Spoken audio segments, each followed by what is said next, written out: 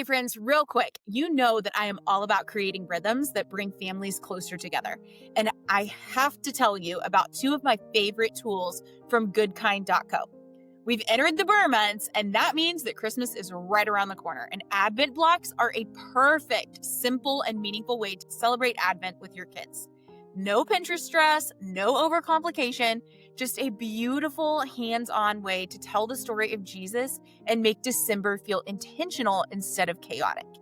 This has become my absolute favorite tradition. My 4-year-old absolutely loves turning the blocks each day, and honestly, I look forward to it as much as he does. Even my teenager enjoys this tradition. So honestly, I call that a win. And second, the gratitude. This little cube sits on our table and sparks conversations about gratitude. It is such a fun, easy way to shift the atmosphere in your home, whether it's at dinner, bedtime, or even in the car. My boys actually ask to use it, which says a lot. So if you want to bring more joy, gratitude, and Jesus into your family's daily rhythm, go check them out at goodkind.co, where meaningful traditions are made simple. And make sure to use the code that's listed in the show notes to get your discount. Marriage isn't supposed to feel like roommates, but it doesn't have to feel like a war either. Hi, I'm Kameran Alareqi, certified marriage coach and a relationship expert. Every week on Married and Connected, I bring you real talk, hard truths, and practical tools you can start using right away. Whether you've been married 2 years or 42, this is where you'll find hope, encouragement, and steps that actually work. So let's make your marriage feel good again, starting right now.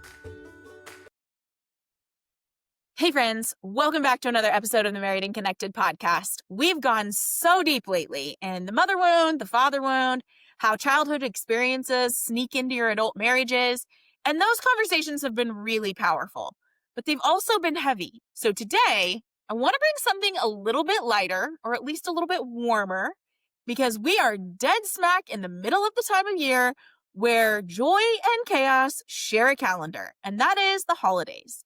Now, if you are anything like me, you have seen December bring out the absolute best and the absolute worst in relationships. So today we are talking all about what I'm calling the Christmas compass, how to navigate the holidays with connection, joy, and peace instead of exhaustion, resentment, and why do I do everything myself energy.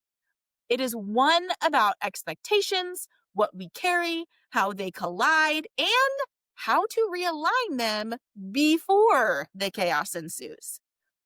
Every person brings an invisible backpack of expectations into the holidays. Maybe you want to recreate your childhood. Maybe you want to avoid your childhood. Maybe you want magic and memories, or maybe you just want sanity and sleep. But most couples don't realize how different those invisible scripts are until they collide. And that is where the tension starts. Now, as I tell every single couple that I work with, that what you're fighting about is not actually what you're fighting about. The problem is deeper than the problem. So you're not fighting about who forgot to order the turkey or who forgot to thaw it out 3 days before, which, by the way, that's a thing. Don't forget to thaw your turkey like 3 days before, because it does take that long. So you're not fighting about who forgot what. You're fighting about the meaning. What does the turkey represent? Now, according to Dr. John Gottman's research at the Gottman Institute, about 69% of conflict in relationships is perpetual, meaning it's not about logistics. It's about your values and your dreams and your identity. That doesn't mean that it can't be solved. It means that you have to get deeper than the problem. So the holidays, they light up like a Christmas tree. All those values, dreams, and identities, all those conflicts come to a head. And it starts making you question your entire marriage. Think it's a coincidence that January is the most filed for divorces in all months of the year? It's not. It's not. This is why.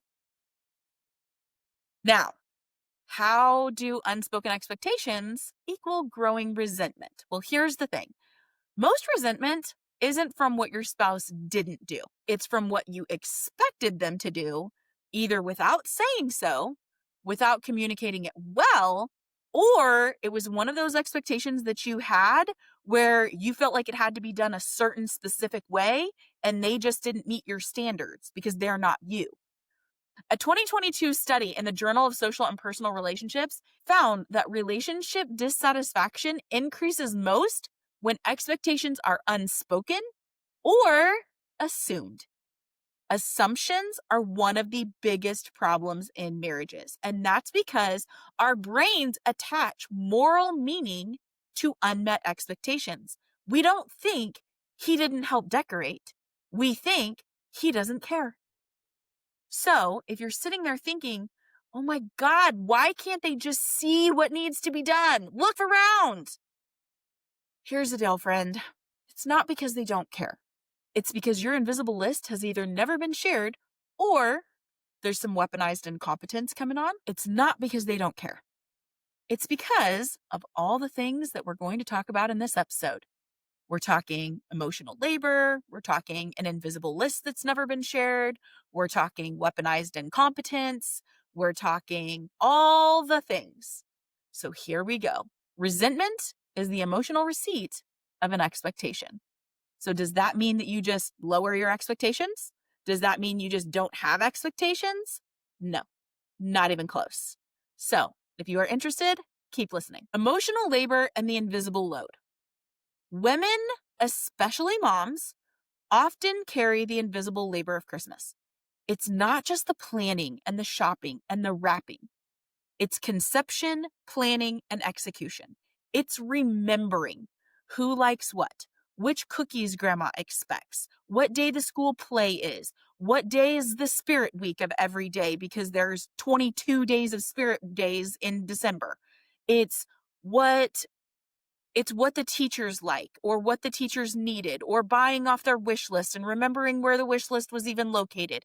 It's remembering the 927 extra things that you have to do in order to plan for the 920,000 things that are added to the calendar that month. It's remembering what his mother likes versus what your mother likes. It's making sure nobody feels left out.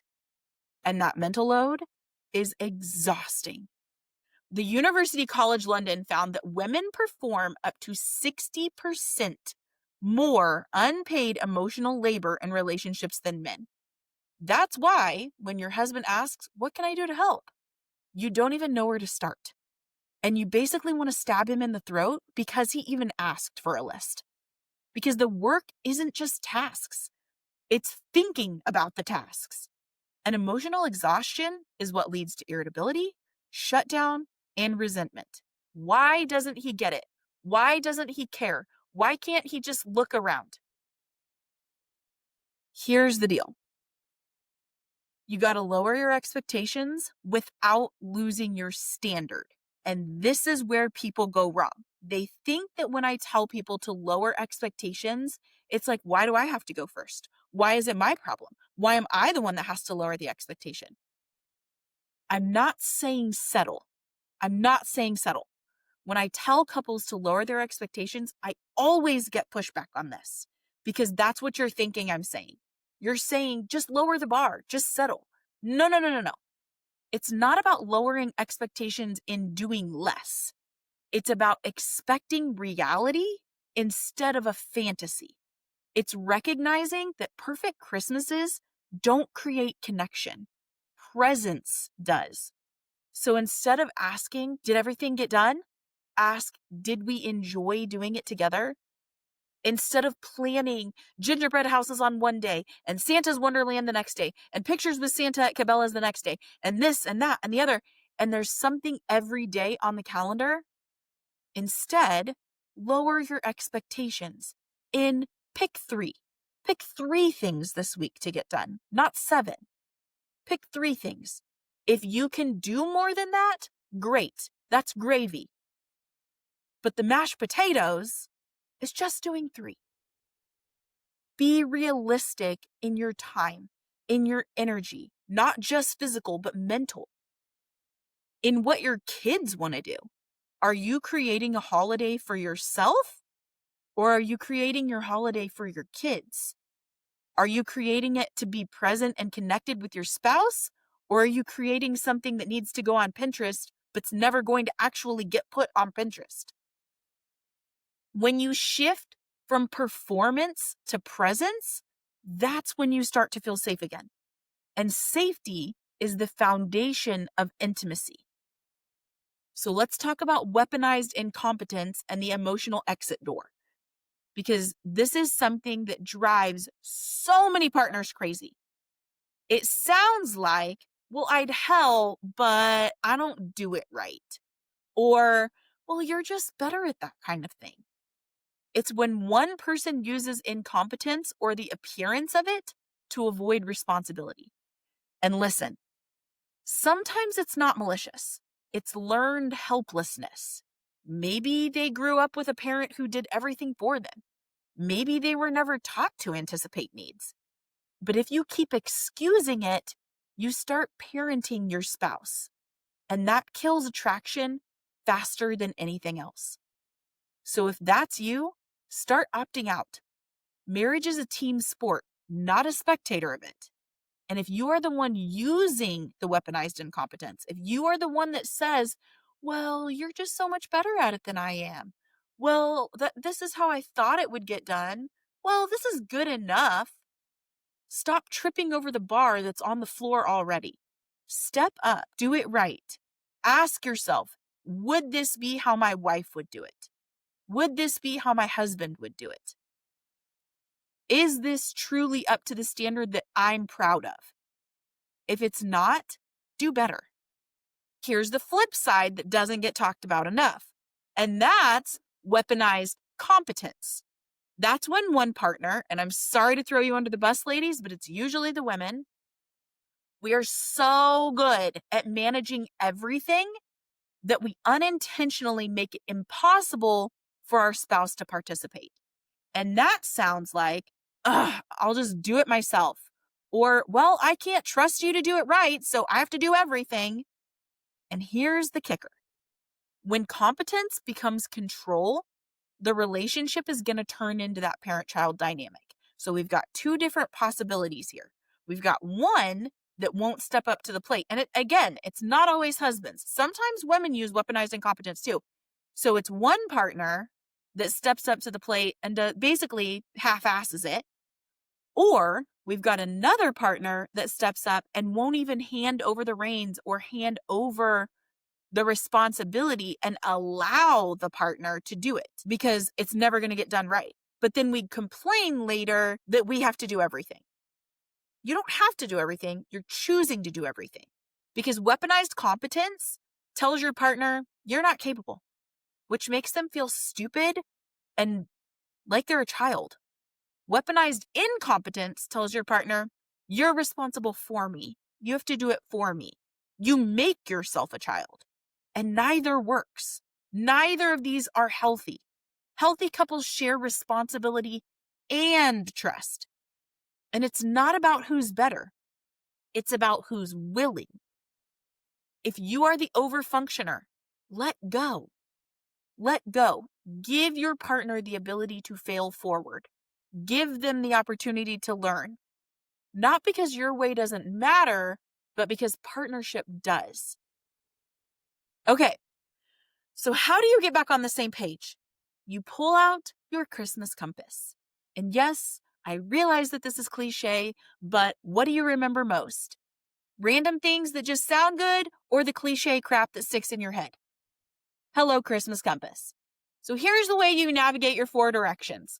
Time, traditions, tasks, and tone. The 4 T's. Time. Where are we spending our holiday? I want you to sit down together and map out your calendar. Again, keeping realistic expectations in check. Which events are musts? Which events are optional?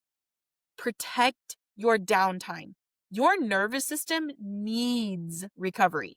It is not just an activity. Rest is an absolute must, especially during the holidays. Why do you think everybody gets sick most during the holidays? Because your nervous system is on overdrive until right when you get to mom's house, and then, you end up in the hospital for 3 days and miss Christmas completely because you have influenza A. No, that's not just an example. That actually happened to me 2 years ago. Protect your downtime. Your nervous system needs that. Your immune system needs that. Number 2, traditions. What actually matters? What is sacred and what's habit? I've worked with so many couples over the last few weeks over this. Why are you doing what you're doing? Why do you have the traditions that you have? Are they important? Are they just because that's what you've done? I've told the story a couple of times on the podcast, but you'll have to go back several episodes to hear it. So there's this old story where this man and this wife get married. And right after their wedding, they go home and they're getting ready for the first meal. And the wife cuts the ends of the pot roast off and throws them in the pan. And the husband comes in and he's like, "Hey, babe, why do you do that?" And she's like, "I don't know. My mom does it this way." And he's like, "Huh, my mom doesn't cut the ends off of the pot roast off." And she's like, "Okay, well, let me call my mom and find out why." So they call the mom, and the mom basically, for time's sake, the mom basically is like, "I don't know why I do it. Let's call grandma." So they call grandma, and grandma says, "Well, I do it because that's the only way that it fit in my pan." So they've been doing this for 3 generations, basically. They've been cutting the end of the pot roast off simply because it didn't fit in a pan. What are you doing simply out of habit? What are you doing that actually matters? What would you like to add or subtract because that would matter more to you? Let go of what no longer serves your season of life. Meaningful beats massive every single time. Okay, direction number 3 is going to be tasks. Who's doing what? Now, this isn't just for the holidays. These actually work for vacations too. This is phenomenal for vacations. When you map out your expectations before you even go on vacation, it is literally proven. I have had so many couples do this. It is proven that your vacation is going to be so much more enjoyable, okay? Plan it before you even get in the car to leave. Put it on paper. Make invisible labor visible. Don't assume, assign, okay? Check in weekly. What's working? What's not? Who's doing the wrapping? Who's doing the buying? Who's getting for your side of the family? Who's getting for my side of the family? Who's getting for the kids? What are we getting for the kids? Are we doing the something you want, something you need, something to wear, something to read, and then everything else we're letting Santa take care of that? Or are we both shopping together? Am I doing the shopping and you're just going to wake up on Christmas morning and be just as surprised as the kids are? What are we doing here? Okay.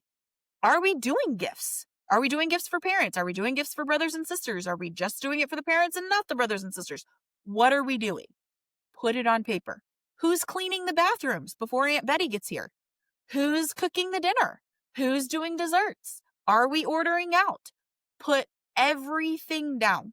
Every single thing you can think of. Clear up to, are we hiring out someone to put the Christmas lights on the house? Are we doing it ourselves? Are we doing decorations in our yard? Are we not? And also ask yourself why. Why are we doing this? Is it a habit? Or is it something that really is meaningful?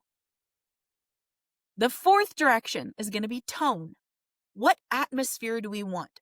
What do we want our holidays to feel like? Do we want peace and laughter and quiet reflection? Do we want fun and chaos and lots of memories? Do we want shoving everybody in the car? I'm going to guess not on this one, where you're shoving everybody in the car and you're late as usual. And it's like, just drink your hot chocolate and be happy about it. Whatever tone you choose, let your actions follow that. And if it doesn't support the tone, it's a no. Here's another thing to consider. According to the American Psychological Association, financial and emotional stress during the holidays is one of the top predictors of seasonal conflict. And when left unchecked, that stress compounds. The average divorce in the US costs between $20,000 and $40,000. But the emotional fallout costs a lot more. Lost trust, disrupted families, kids carrying tension into adulthood. Investing in your marriage today, in communication, in teamwork, and shared responsibility costs at least half that. It is far less than repairing what's been broken for years. So what does it mean to invest? It means you start releasing control. It means you start asking yourself, Is this about love or is this about control? We talk a lot on here about checking your motive. And that's a good place to start during the holidays. Check your motive. Is it about love or is it about control? Is this a must? And if so, why? The most peaceful homes in this season won't be the most decorated. They'll be the most emotionally attuned. Your children aren't going to remember if the bows matched the garland. They're not going to remember if there was tinsel on the tree or only lights. They're not going to remember if it was decorations that were all from what they made and random hodgepodge, or if they're all going to be perfectly balanced and matching red and gold. They're not going to remember the theme of the decorations that year. They're going to remember if mom smiled. They're going to remember if dad laughed. They're going to remember if your home felt safe. Let peace be your new performance. Here is a compass check for couples. Grab a cup of hot cocoa or coffee or hot tea or whatever your favorite beverage is and ask each other these 5 questions tonight. What are you most looking forward to this holiday? What overwhelms you about it? How can I make this season easier for you? What tradition feels most meaningful this year? How do we want our home to feel during the holidays this year? This one conversation is going to change your entire month. Here's the deal. Expectations are rigid. Intentions are relational. And when you trade expectations for intentions, you stop grading each other and you start guiding each other. You don't need the perfect holiday. It doesn't exist. You need connection and calm and compassion. And this Christmas compass of time, traditions, tasks, and tone is going to guide you there. If this episode helped you breathe a little easier, share it with your spouse or with a friend who needs permission to choose peace over perfection this year. And if you're ready to invest in your marriage beyond the holidays, I would love to work with you one-on-one. I only have 1 spot available until February, but I would love for it to be you. You can apply for coaching at www.recognizingpotential or email me at coaching@recognizingpotential.com. This is where we turn insight into real transformation. I also want to give a big thank you to today's sponsor, Good Kind, home of the beautiful Advent blocks and Gratitude. They are meaningful, screen-free ways to bring faith, gratitude, and connection into your family this season. Find them at goodkind.shop. And remember, the point isn't to make Christmas perfect. It's to make it peaceful. So let's start that right now. This podcast is for educational purposes only and is not a substitute for professional counseling or therapy.